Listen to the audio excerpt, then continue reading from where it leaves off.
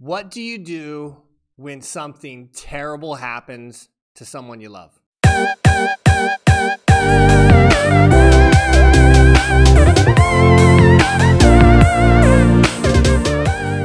All right, so if you have been following along, and I hope you have, if not, subscribe. Like this video, subscribe, follow along. We talk about the Bible every single week. If you've been watching the past 2 weeks, we've been talking about a guy named Job, spelled J-O-B. And the story of Job is a very interesting one. There's a guy who is doing everything right. God says he's a good person. He's upright. He avoids evil. The Bible says that he was blameless. He was upright. He feared God and he turned away from evil. He was just a really, really great guy. Now, I've been studying the Bible for a long time. I'm not saying I'm an expert, but I have studied enough to know that everybody in the Bible makes mistakes, except for Jesus. Except for people who are mentioned in like one verse. Usually it's just like, oh yeah, this guy was the dad to this guy. Like the less you can appear in the Bible, the better it is for your reputation. Because God, he just tells everything. Like David, remember David and Goliath? Awesome, he's the hero. But then there's David who steals a dude's wife, murders a guy, like it's really bad. Moses takes people out of Egypt, but then also he gets mad. He hits this rock that's kind of like the presence of God in the wilderness for all the people, supplying water for them. He's supposed to speak to it. He gets mad and smacks it. Yeah, really bad. Moses murders somebody too. Bruh. So if you study the Bible long enough, and if you pick some guy who they tell his life story, you are going to find some huge mistakes. Job is one of these guys in the Bible, one of very few, who there's not a lot of bad to say about him. In fact, God starts off telling his story and saying this is an upright and a great person. But then all these horrible things happen to him. Satan challenges God, and God says, well, if you want to test the unwavering faith of one of my believers, consider Job. Job is not going to quit on me. So then Satan goes like buck wild. He does everything in his power to discourage Job and to get Job to curse God. So Job loses all his business. His family is killed except for his wife. He has all of these health problems. Then his friends come. And that's what we're going to talk about today. His friends actually did some really great things. We're going to look at just a handful of verses of the good things that they did. And then also we're going to show you how they messed up. So they came because they wanted to help their friend and encourage them, but then it turned kind of sour. We can look at this story and we can learn a lot about some of the things that we can do whenever our friends are struggling, when they go through something devastating in their life, like Job did, when they face a death in a family, or health issues that are very serious, or financial setback. Maybe they lose a job or the parents lose a job. There were some great things that Job's friends did in order to encourage their friend. Then they got sidetracked, and we'll talk about that at the end. So after Job gets this second round of attacks from Satan, and the second round of attacks is Satan attacks his health. And now he has all of these horrible sores all over his body. He's sitting in this trash heap and he's taking broken shards of like clay pots and he's using them to like scratch his skin because it just bothers him so much. It's really, really bad. Not to get graphic, but there's later in the book of Job when he says he can look into his sores and like see the worms, like he's infection. It's horrible. Gross. Man, I just ate too. Why am I doing that to myself? So here's what happens where Job's friends come along. And this is found in Job chapter 10, starting at verse 11. And I'm going to read it to you, and then we're going to show you some great things that they did. It says, now when Job's 3 friends heard of all this evil that had come upon him, they came each from his own place. Eliphaz the Temanite, Bildad the Shuhite, Zophar the Naamathite. They made an appointment together to come and show him sympathy and comfort him. And when they saw him from a distance, they did not recognize him. This is pretty sad. So when they see him from far away, they didn't even recognize him. They knew what he looked like, but then when they saw whoever that was, they're like, okay, well, whoever that is. And all of a sudden they kind of put 2 and 2 together, like, that is Job. Because he had been so disfigured from this horrible disease and illness that Satan had put on him. It says they raised their voices and they wept, and they tore their robes and sprinkled dust on their heads toward heaven. And they sat with him on the ground 7 days and 7 nights, and no one spoke a word to him, for they saw that his suffering was very great. Okay, so what did Job's friends do very right in this portion of the story? The first thing they did was they heard. The Bible says that they heard of the evil that came upon Job. They had retained enough of a connection with their friend that somehow someone said, hey, we heard this thing about Job. Oh, you better tell Eliphaz. He's friends with Job. He would want to know about this. One of the most important aspects of church life, and I'm using that word church life purposely, is that we stay connected. The word church means we're a called out assembly, like we come together and we spend time together. And it's important for us to stay connected in our church family for a lot of reasons, but also for this reason. When one of us is hurting, when one of us goes through something devastating and tough and hard to deal with, the rest of us can rally together to help them. You have to stay connected to your friends. In this day and age, where we have social media and we game online, you go to school all day with your friend, you say, I'm going to go home and do my homework, and then you jump online with them later and you play Call of Duty. We have all of these tools to stay connected. And yet somehow many people with all these tools, they're on social media, they're gaming online, we have cell phones, we can message each other, but there's still people out there who feel very lonely.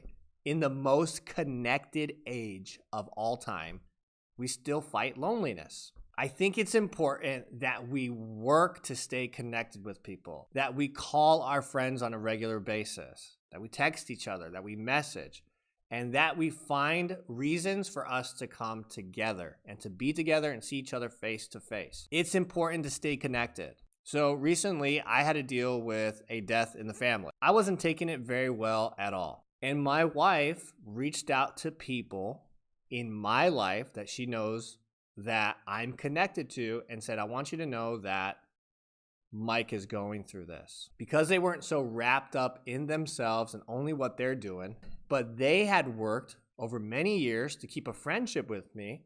They were able to reach out to comfort me, to give me some good words, and just to show their love and kindness. So the fact that they were available to hear this news about their friend means they retained that connection. Stay connected to your friends. So first is they heard because they were connected. Stay connected to your friends. Next thing is they came to see him. The Bible says that they each came from their own place. Now these people had their own businesses. They had their own life. They had their own family. They had their own things that they had to do. But they said, no, it's important for us to go see our friend Job. I have not always been good at this, and I don't always get this perfectly. But when someone is going through a tough time, go and see them. Go and see them. When somebody who is important to your life, who's been important to your life, is struggling, go spend some time with them. It means more than you realize. Be willing to sacrifice some of your personal time for your friends who might be struggling through something. See them at a hospital. And I know we have COVID and like COVID-19, COVID-19, COVID-19, COVID-19. The wind of God.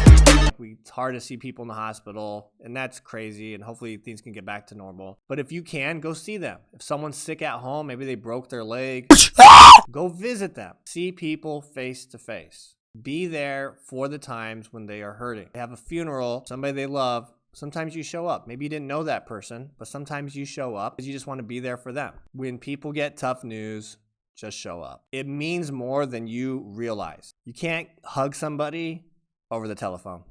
And I realized okay, well, maybe that family member that's going through a tough time is in Mexico.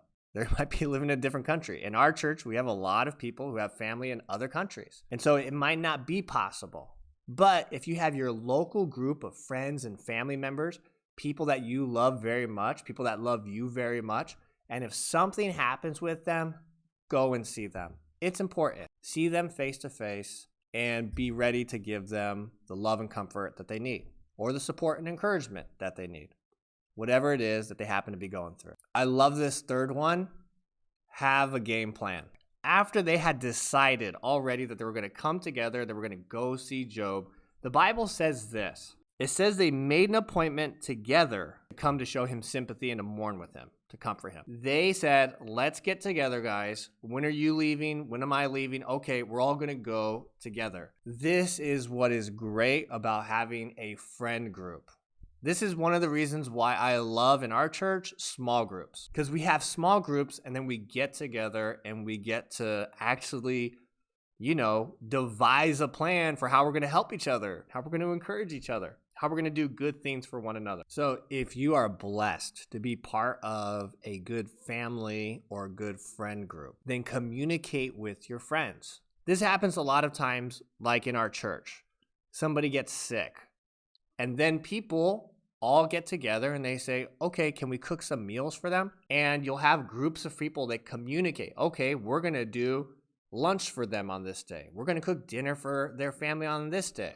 We'll have other people say, hey, look, our group of friends over here, we're going to collect a little bit of money to be a blessing to them. If you have somebody in your friend group who's going through a tough time, then somebody needs to take initiative and get everybody organized and say, okay, we're going to make a game plan for how we're going to encourage and help and bless this person who's struggling right now. We work together, right?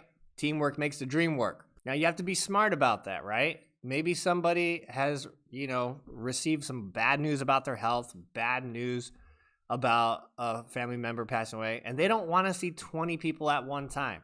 I understand that. I know how that feels. I don't always like to be around people when I'm going through the worst of times. But if you get together and get organized, maybe you say, hey, look, we're just going to drop this off. We want to let you know we love you. And man, we're here for you. There's a lot of things you can do when you have a group of people that get focused on helping somebody. So work together, communicate, talk with your friends and say, okay, this is what we can do together. The next thing they did was they were not afraid to show their emotions. So when they come upon Job, it says that they cried out and they wept loudly because they saw just how much he was suffering. It hurt them deeply to see their friend in so much pain. Don't be afraid to show your emotions. Do not be afraid to cry with your friends. It's not a bad thing. It doesn't make you weak. And I had to learn how to kind of get over myself. That when something bad happens and it affects my friends, it's okay for me to shed tears with them. We have this weird idea of being strong means that I don't feel any pain. And that's not what strength is. It's okay for you to weep with your friends when they weep. And it's okay for you to hurt when they hurt. It's okay for you to show those appropriate emotions. You don't have to come in and say, I'm going to distract you from all the pain, and we're going to have balloons, and we're going to make you happy, and I'm going to act like a clown. Nope, not the right time. Oh, I got a really funny joke about this situation. It might be too soon, all right? And why don't you let them decide when it's ready for you to start telling jokes about their suffering and pain? I'm just telling you, I've been down that road. I put my foot in my mouth enough times. Just lay off the humor. Sometimes we live with this idea that we're supposed to be happy all the time. And everything's supposed to be smiles and laughs and giggles. But that's just not the way life is. And there's times when life hurts, and it's appropriate and actually good for us to hurt. There's times when we have sad moments in life, and it is appropriate for us to be sad during those moments. When our friends are hurting and we see them sad, it's okay to be sad with them for a little. It's okay to spend time with them, to cry a little. It's okay to have some of the same emotions that they're going through. Don't be afraid of that. The next great thing that they did was they showed Job that they were with him during this time. Yes, they came. Yes, they cried. But they also showed the signs of mourning that they did in their culture. I said before that Job, when he heard this bad news about his family, he tears his clothes and he puts dust and ash on himself as a sign of mourning. He also shaves his head. The Bible says that his three friends, they tore their robes and they sprinkled dust on their head as well. And that's a sign of mourning. Without saying anything, they said, Job, we're showing you that we're with you. It's kind of like when we go to a funeral and a lot of times we wear dark, muted colors, colors of mourning. We're mourning the person that we lost. It's just a way that we show that, yes, we are here to express our grief for your situation. I saw a video where a young lady was diagnosed with cancer and she started her chemotherapy, and so she started losing her hair. And she decided it was time for her to shave her head.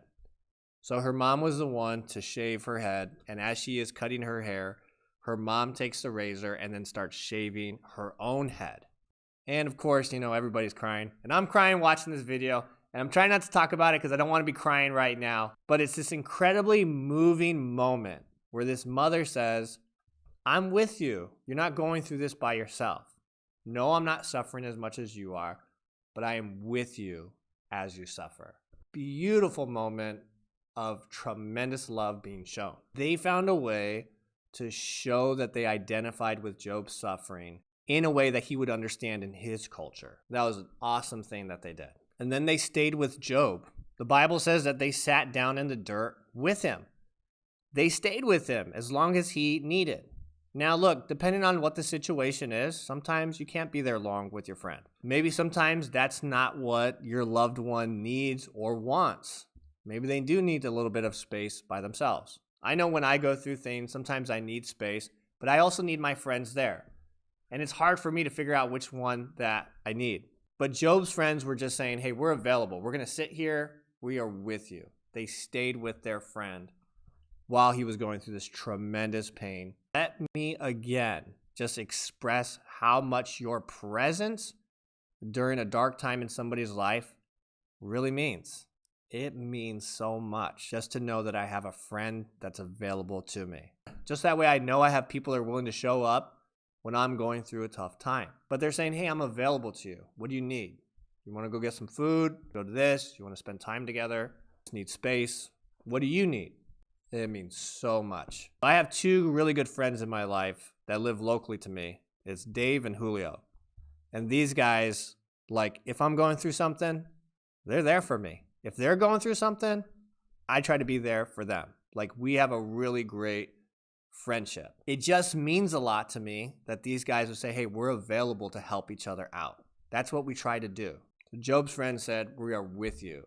And we're going to stay with you as long as you need us, and we're available to you, and we want to help you out. And the last thing that they did that was incredible and smart and great, they didn't say anything. The Bible says that they sat on the ground for 7 days and nobody said one word. You say, what? How does that help?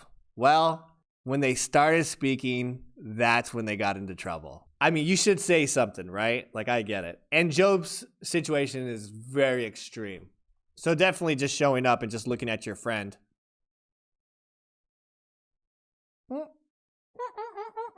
Yeah, just kind of awkward. Probably not the best thing. You should probably say something. But Job's friend said way too much. You get into almost the next 35 chapters is just Job and his friends arguing. They say a lot of dumb things. Job, what did you do? I mean, God seems mad at you. Did you sin, bro? It gets bad. They're accusing Job of all kinds of horrible things. Job starts defending himself. Everybody's arguing. It gets really bad. In fact, I want to show you at the end what God says about all the things that Job's friends started saying. He says, my anger burns against you and against your two friends.